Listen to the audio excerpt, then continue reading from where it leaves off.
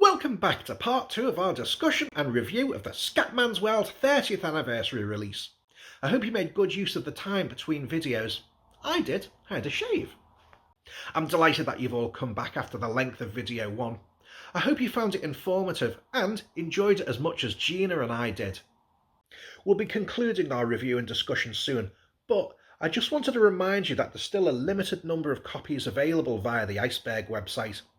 There's a link in the description below, but don't wait on this though. This anniversary edition LP won't be reprinted. Once it's gone, it's gone. To reiterate, this is unpaid and unaffiliated promotion. The more Scatman items that sell, the more likely we are to get releases in the future. And that's what I'm after. But what of the history of this album?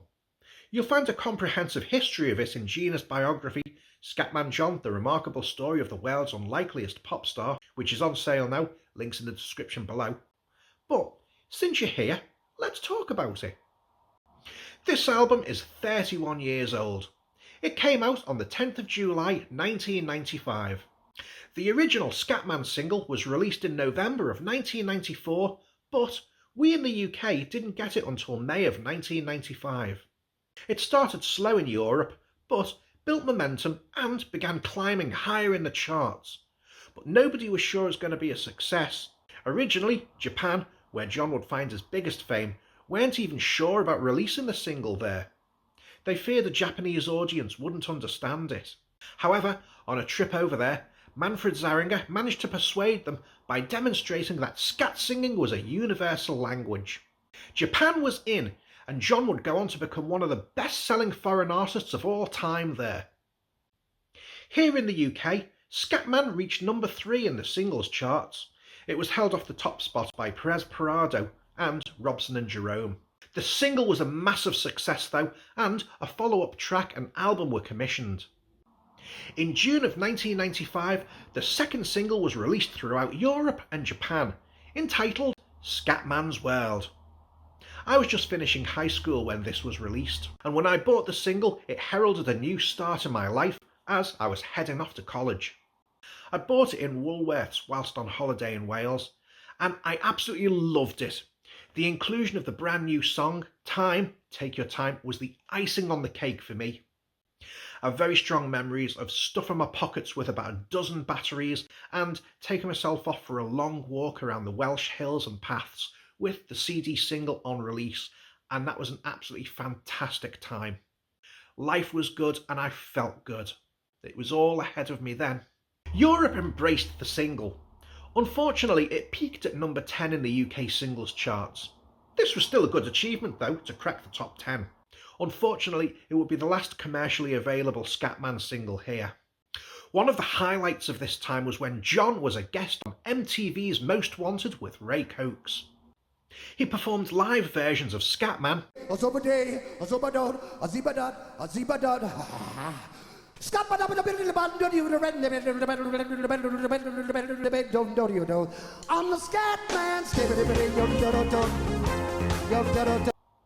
and Scatman's World.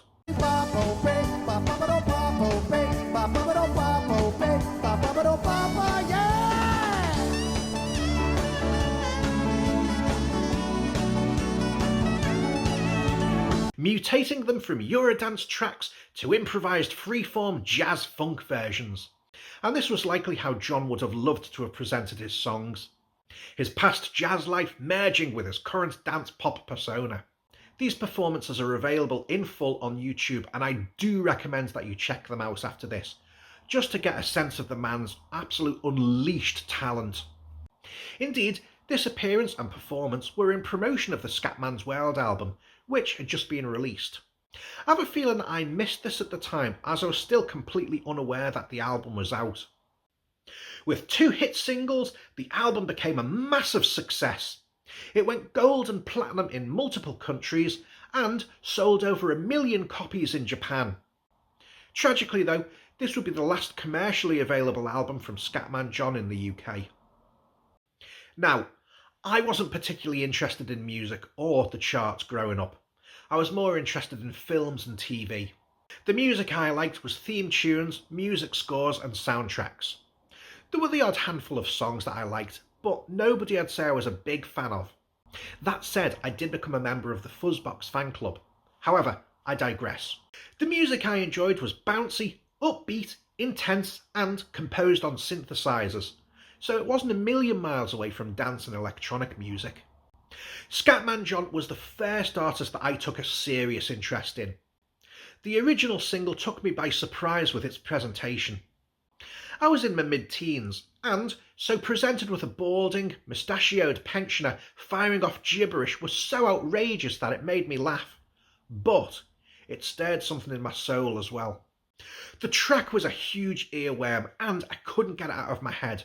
Thankfully, it was on high rotation back in the day, so I didn't have to wait long before I heard it again. I bought the Scatman's World single on day one of release, so with 2 singles from the same artist under my belt, I could call myself a fan. Unfortunately, I still didn't follow the charts, read music magazines, or even pay much attention to the album's chart, so it wasn't until September of 1995 that I realised that there was an album out. After a college friend mentioned it, I made us march to HMV to show me, as I was still under the wrongful impression that he was talking about the single Scatman's World. My eyes nearly fell out of my head when I saw it. Unfortunately, I had no money on me at the time, so I had to wait until later the next day before I bought myself a copy. I was utterly blown away by it, and it began a 31-year influence on me that shows no sign of stopping, as you can see by simply watching this video. I have a wide range of bands and artists that I'm a fan of these days. However, it was John that opened the door to my interest in music.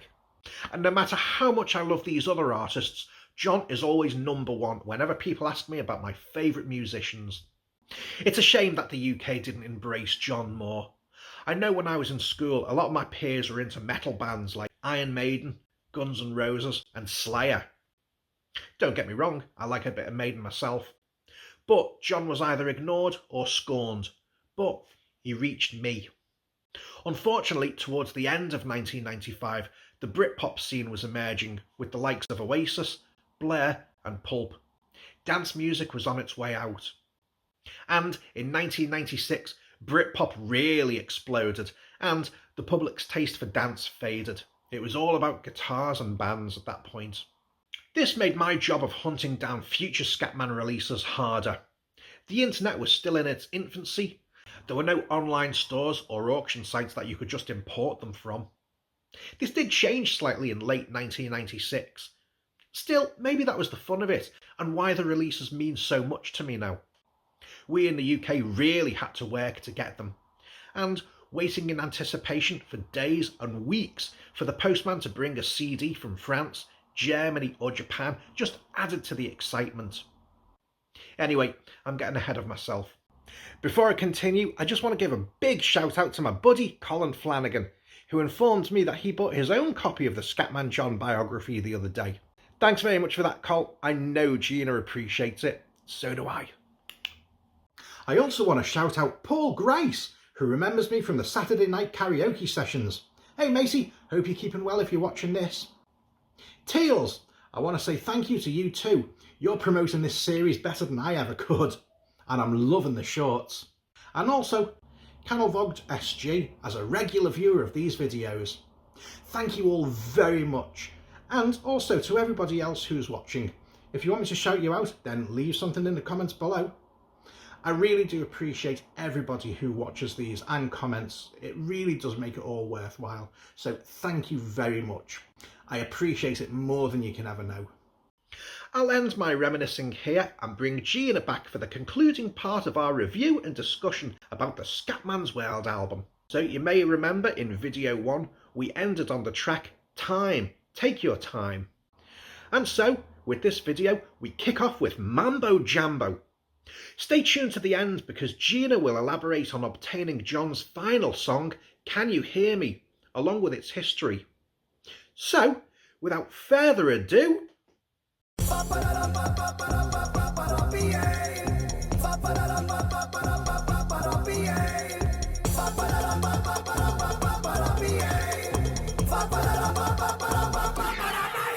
Mambo Jambo, which appeared on the soundtrack to Major League 3 Back to the Minors, but didn't actually appear on the soundtrack CD. Yeah, Mambo Jambo. I think it's one of my least favorites, apart from the screaming he does, like on one of the lines. But that came out of pure improvisation. I think Ingo told me this, that after the tracks that they'd planned were done, they were just messing around and doing free scatting to see what came out of it, and what came out of it was Mambo Jambo.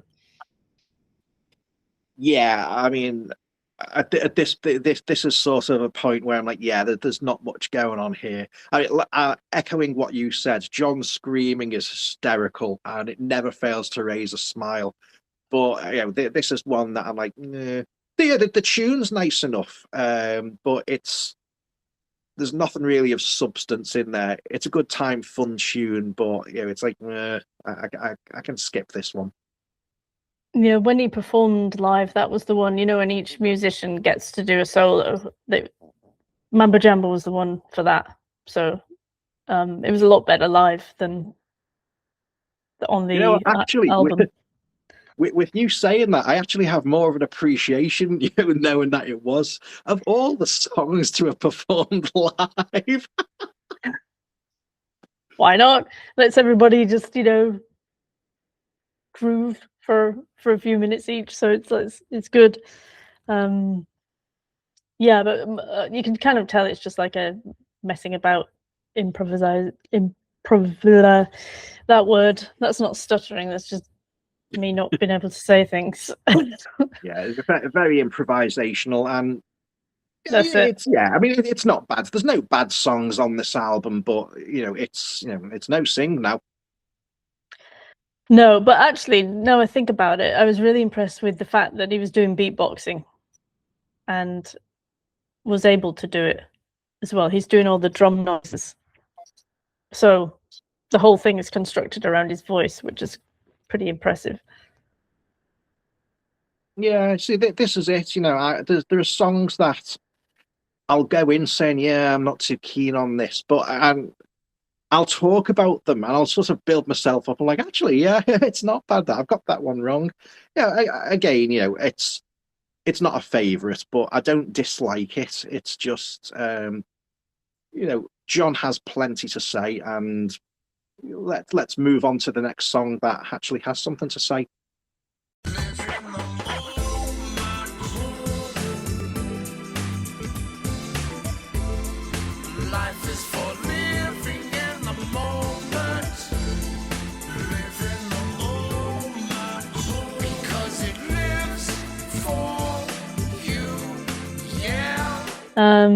Everything Changes is one of my favorites on the album.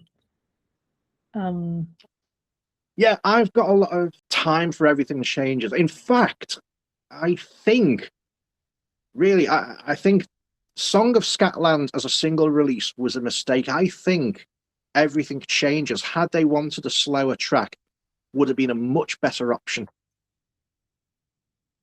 Yeah, I wonder, because I think part of the reason why Song of Scatland, we'll talk about that when it comes up, but I think because he was successful in a lot of countries that were not English-speaking countries, people wanted the dance and the scatting because you didn't need to understand what it was about. So if you do a slow one where he's just talking about very meaningful things, you may not understand what he's saying. And what can you take out of that if you don't understand what he's saying? You just get the vibe. I might be wrong. Yeah, it's a very good point. Yeah, I suppose when you release a single, it has to be as wide a reach as possible. But I don't know, Everything Changes as John obviously being very introspective. He's been through life. He's now had the success of Scatman and possibly the Scatman's World single, and he's reflecting on what fame means to him. And it's very interesting because you are getting a first-hand view on what fame and success means to an artist. Yeah, I think it's still, well, maybe not so much now. It was very rare for that kind of debate in a song and him saying, okay, well, I've reached the top, what now? Everything changes, meaning live in the moment is what he keeps saying, but he was big into meditation and mindfulness, and he was just taking those principles and trying to put it into a song again. You know, the whole way through this album is what he's trying to do, trying to put deeper things absolutely. in. So this is like meditation and mindfulness are recognized techniques in dealing with anxiety, which is something I deal with myself. I've done a lot of mindfulness. It's something that I need to practice a lot more than I actually do, but it works. And what I would say, and I forgot to mention this when we were talking about Scatman, that was one thing that did help me, through bouts of anxiety and depression. The music, the lyrics, it was an incredible help because it took me out of the panic attack. And it's like, if John can do it, so can I, and things are going to get better. Yeah, totally. That song, I mean, a handful of this songs on this album has had the same effect on me as well.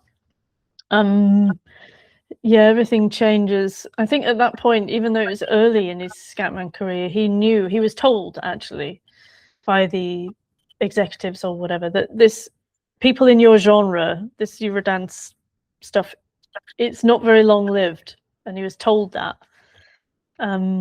So he was already talking about the whole thing fading right from day one. I think he was told to stop it because he did it quite early. It's like, when the Scatman star fades, and they're like, shut up, John. You're still going out promoting stuff. But the irony is, 30 years later, he's still remembered for Scatman. I know, and it's like that song will outlive us all, I'm pretty sure. It's just got legs.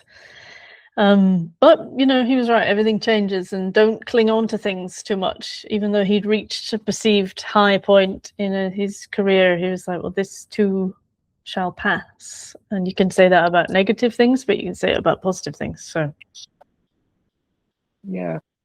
No, it is. I'd say it's one of my favorites. It's a very worthy song. It's very affirming, and it's nice. It's humanizing, really. It's very down to earth. It's got a lovely, again, introspective sort of tune to it. It's contemplative, I think I'd put it as. And it's a nice sort of break from the high energy dance material. It's a good song. Really got a lot of time for Everything Changes. Yeah, me too. It's very thoughtful.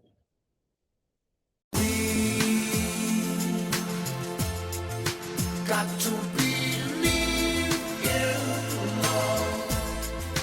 That's all there ever will be. That's all there's ever been for you and me. Song of Scatland now, which was the third single in the original Scatman run, except for in the UK. We never got this. Sadly not. No. This is one of my favorites, even though it's not to everybody's taste. But because people thought it was just cheesy and naive and love and harmony, isn't that nice? And I remember at the time critics really kind of made fun of him for this, but now it just seems he wanted what all of us want, and that's just a better world. Interestingly enough, there was an entirely different version recorded for this, which I found during the book research, which had completely different lyrics, slightly faster rapping, same melody going on in the background, same chorus. And it's the only song I talked to him about. We discussed, much like you emailing him and asking him for the lyrics for Time. I used to ask him stupid questions. I'm like, why didn't you ask him this? But I was just a kid and I didn't know any better. But one thing we did talk about was Song of Scatland, because he really wanted the people of Scatland to talk to stutter, right? That was their language, and he'd put this in the original lyrics. So it's like Scottish is a language that I can't remember the lyrics, but anyway, there's a whole demo version of Song of Scotland that was shelved and has been found, and maybe that would make a good bonus track one day. Who knows? Because it's really same story told a different way and slightly faster. So yeah, I they mean, couldn't Song of fit it Scatland is- into. Sorry, go on. I was going to say, Song of Scatland is basically, John's manifesto liner notes for Scatland, put to music. And I think it's beautiful. It's such a sweet song. Not single material, I would have said, but it's a lovely, heartfelt track. About John's vision for how life on Earth could be, how life should be. But as you said, it's very open to cynical accusations of cheesiness and it's a bit naff, this. Yeah, well, that might be why it didn't succeed as a single. It's supposed to be a Christmas single. In fact, I think it was released in November, so they saw it as a hopeful, why don't we all just get along Christmas single, a bit like Earth Song may have taken it that year. I can't remember, but in that sort of vein, the peace and harmony and love, and it's Christmas, and here's a children's choir, and that's it. But it just didn't work, sadly. I think people didn't expect that from him, and so alas, it charted in Germany, I think, right at the lower end, and then disappeared, sadly. I remember being absolutely amazed because I walked into HMV, as you said, it must have been either November or December 1995, and looking at the import CD singles, and there it was, Song of Scatland. I'm like, oh my God, there's a new Scatman single. And it was even more exciting because there was a bonus track on it called Hey You. I'm like, oh my God, there's another song that I've never heard. And it was the easiest £7 I'd ever spent. And, I was like, oh, I felt so special. I'm like, I've got this this brand new Scatman CD, which, isn't on general release. This is great. And there's a couple of different versions of it. As you said, there's a children's choir on the single version. There's a remix called Groove of Scatland, which, as I said, ended up on the Only You EP, which is absolutely fantastic. I'm not going to go into the CD single too much because that will be its own video in the future, I'm sure. But we didn't find out till years later, and it was you who discovered this, that there was a music video for it. Yeah, that was a weird, unknown thing.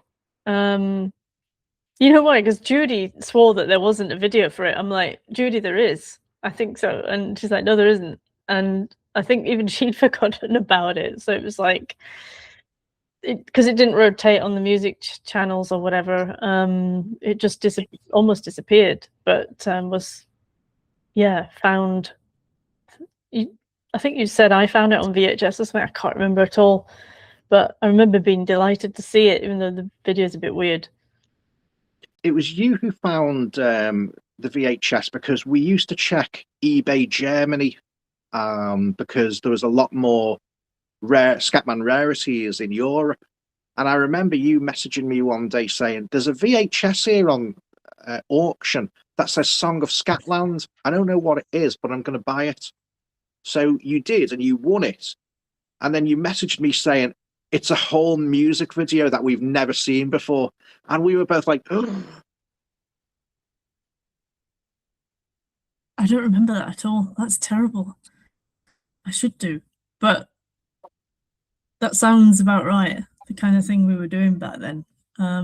It's a very odd music video. I like it because, again, like I said, I'm just programmed to enjoy any Scatman material. But it is very odd.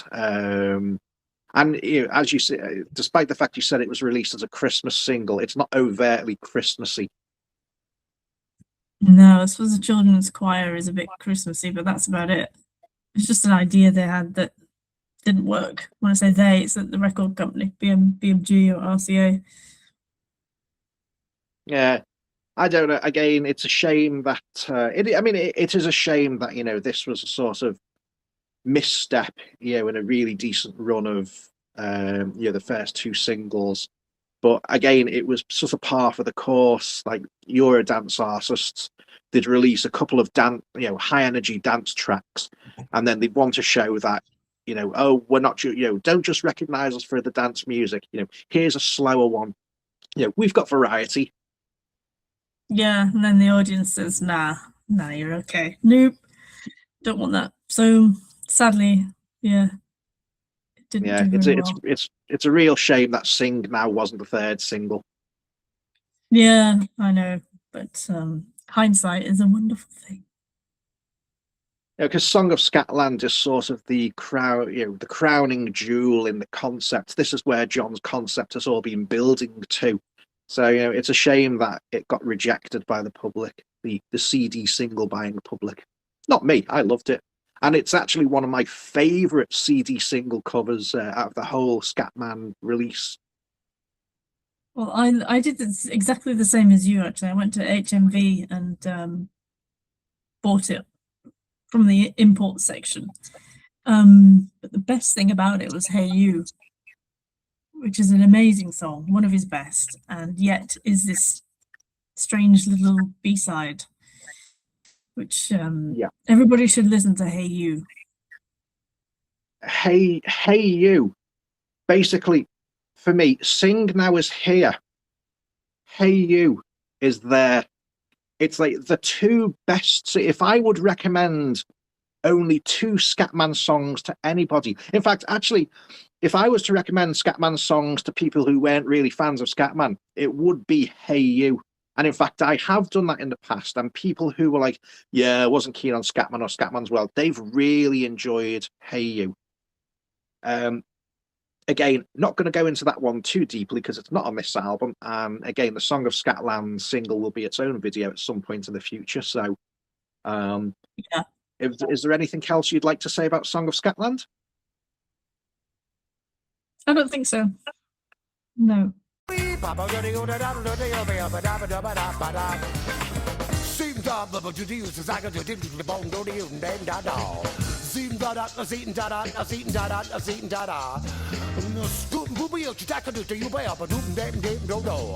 nearing the end of the album, the second to last track is Hi Louie. What's your impression on that?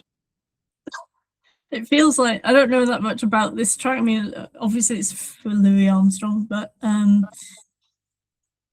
it feels like one of those that Tony and Ingo told me about, where they were just improvising or letting John just completely let rip with whatever he vocally wanted to do. And so, but I love it. I mean, I bet you're the same. I know every scat syllable in that thing, and I could tell you precisely and mime it precisely. It's that I've listened to it that many times.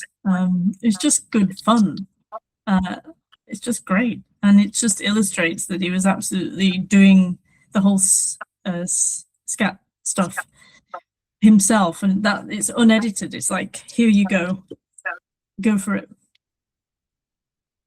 Yeah, I mean, I will sing along to almost every song on the album, but I don't even attempt this one because it's a skill that is it's not open to imitation. This is John doing what John does best in a way that only he can. Although that said, that there are two pieces that really stand out for me, and that's a scat single where he goes azit dada, azit dada, azit dada, azit dada, and then at the end, when you can tell the scat singing is getting a bit too much for him because you can hear him go. He has to catch a breath, and then he just carries on to the finish, and it's incredible.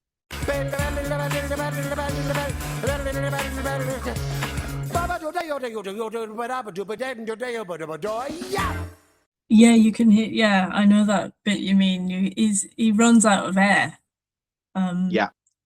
Which we've not talked about John's lung problems that he had when recording this album, but maybe we could talk about that another time. But he had COPD, he had a very low capacity lungs, and you wouldn't think so. That he was able to do that. It's just amazing. But he does run out of breath during this song and just goes, and they left it in, and I like that. Because it was obviously it sounds like one take. I never asked, actually, I should ask. No, it is. I mean, it makes it sound really genuine, and that's again why we love this stuff. Again, not like a highlight of the album. It's good, it's fun. It's great to hear John doing his thing. But again, it's very much just noodling around. The guys are having a good time. There's a lot of skill involved. It's very impressive to show off John's scat singing technique. But yeah, there's no message to it. It's just here's us having a good time in the studio, and there's absolutely nothing wrong with that. Yeah, I love that it's called Hi Louie though, because it's like, hey man. Yeah, there's I've always wondered what the jazz piece that is incredibly sped up at the beginning is. Do you know? No, I don't. I've never slowed it down to think about it. I wonder if that's I'll have to John go do that. himself, or whether it's just one of John's favorite jazz pieces from another artist. Good question. I need to investigate that. It sounds like it's something he would play, like on a keyboard, but I'd have to slow it down and listen to it. Yeah, good point. I'll have to ask the guys, the producers. I don't think there's much more we can sort of talk about Hi Louie. It doesn't lend itself well to an in-depth discussion. But again, if you can think of something that we haven't, comments below.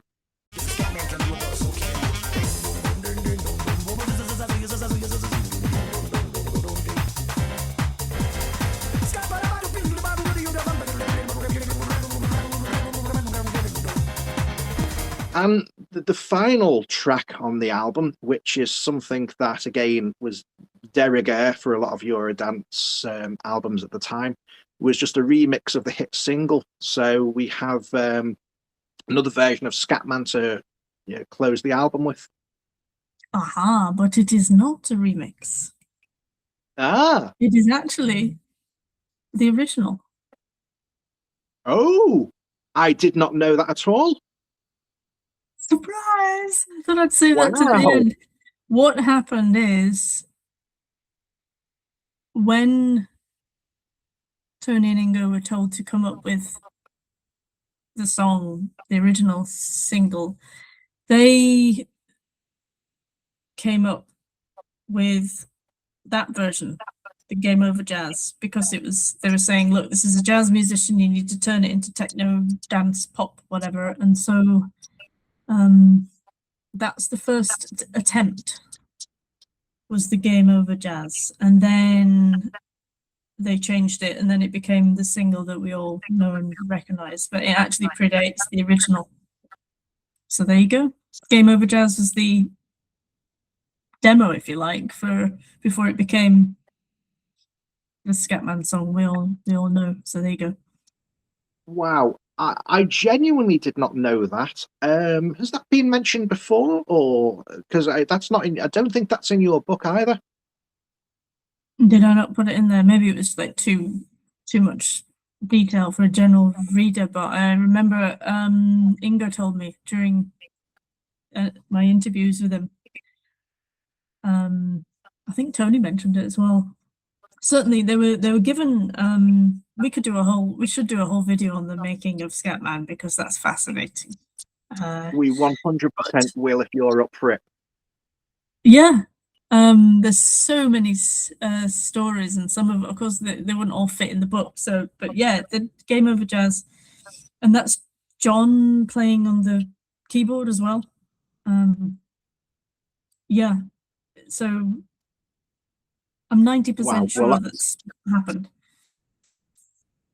So that's a first then. You know, you heard it here first, and here it is, 31 years later, and I'm still discovering stuff about this album. That is brilliant. 'Cause we can learn to love. Maybe we can even learn to cry. And we can live today.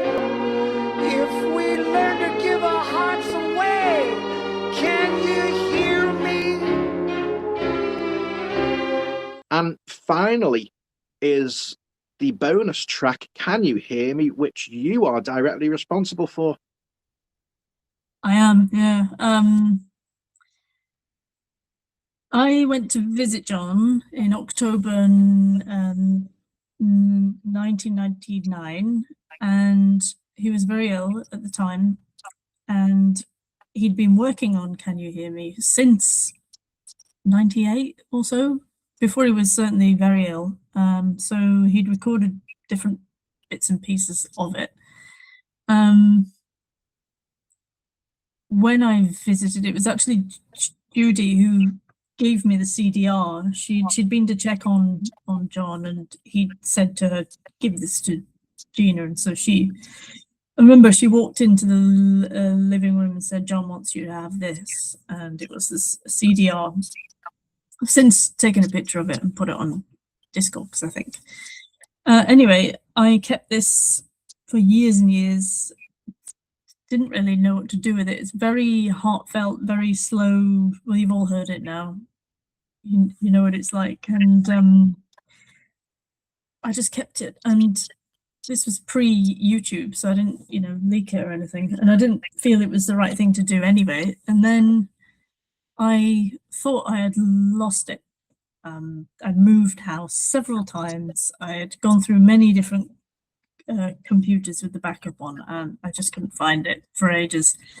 And then when I started doing the book research, I started going back through some old storage which I'd not looked in for years, and I found it, and I found the CDR, and I gave it to Iceberg. Just gave it to them. I didn't sell it to them, and hoping it would see a release. And then the decision was made that the best place for it to be released was this anniversary edition, and I thought that was brilliant and agreed to write the liner notes about it. And that's how it came to be released so many years later. It took a couple of years after finding it and giving it to get it out there. So, but I'm really happy. I was there and you were as well, when it went live on YouTube, and that was such a lovely moment. And Yeah, I remember the live stream for that. yeah, It's a lovely track. Very different to anything else on the Scatman's World album. It's not a high energy dance track, but then it doesn't need to be. This is John, who must have been very aware of his condition at the time. Again, sending a message out to all of his fans, and again, a bit of introspection on life. It's a very sweet song. It's really nice. It's brilliant that it finally has a home now. And if there wasn't incentive enough to buy this because it's such a brilliant album anyway, the inclusion of Can You Hear Me was just the icing on the cake. yeah, I'm really glad it's out, and I like to think it's just coming out at the right time, with the world being as it is, these days. Maybe people need to hear John again. 100%. Yeah, I was going to say, it's not if you want to be technical about the last song he ever recorded, the last song he ever recorded was Can You Hear Me, but not much later, but a later version. Now, the one that was released was the last one he was happy with. Judy told me it had been assembled from all the fragments of the recordings. There are about 5 recordings of it, but the real last song, as it were, is a version of Can You Hear Me, but it was so difficult to listen to because John is not well. His voice is hoarse and he's missing words, and then he just gives up halfway through the track. So that's the true last song, but that obviously that won't be released. So this is the last version, if you like, that he was happy with. And the weirdest thing is, in storage in LA, I found his studio tapes, and it was like an old, he was using Pro Tools in 1999, and I managed to sort of not quite emulate, but get all the old files, and it loaded up the suite exactly how he had left it last time he was in his studio, and it was like creepy, but also just really wonderful. And I was like, oh my god, this is exactly how he left it. And Yeah. so now, yeah, that was, I mean, yeah. it's- And then the final version is actually only very, very slightly polished version of the one from the CDR that got released. So Yeah, I mean, it's having an absolutely rapacious appetite for Scatman things. You know, it's lovely that it's out on here, but it would have been nice if it had have had its own sort of CD release. You know, I would have loved a CD single release of this. You know, with remixes and things like that. But you know, the fact that it exists and the fact that it's out there is absolutely wonderful. yeah, I wish there were more CDs, but I think the demand from vinyl is bigger now. I don't know, people are into vinyl at the moment. So, but we'll see. You know, never say never. There's enough stuff to make a new CD. Yeah. I'm still a big fan of CDs. You know, CD is my preference over vinyl because, like I said, I don't have a vinyl player. CD is my physical media of choice. But you know, I'm happy. You know, vinyl is beautiful, undeniably. You know, this is a cracking release. So pleased to have it because Scatman's World didn't get a huge vinyl release on its original run. I think it only came out in Brazil. And I'm not even sure if that was original, was it? It was, but it just wasn't a very good quality pressing. So No, but no, yeah, that's much better. this is absolutely worthy of John's legacy. And again, you know, you can buy this through the Iceberg website. Again, link below. Very limited quantities, so if you want a copy of this, don't sleep on it because I don't think there's many left, are there, Gina? No, a handful are left, and that's it. And it's not going to get a repress in that edition for sure. So Scatman's World, the album, the one that kicked it all off, incredible. I mean, the testament to its brilliance that 31 years later on, it's got a special vinyl release, and we're still talking about it in such depth. I love it. I've never stopped listening to it since 1995. I will continue to listen to it until I can't listen to anything anymore. Brilliant, absolutely brilliant. Gina, anything you want to finish off with saying? nope. Other than it's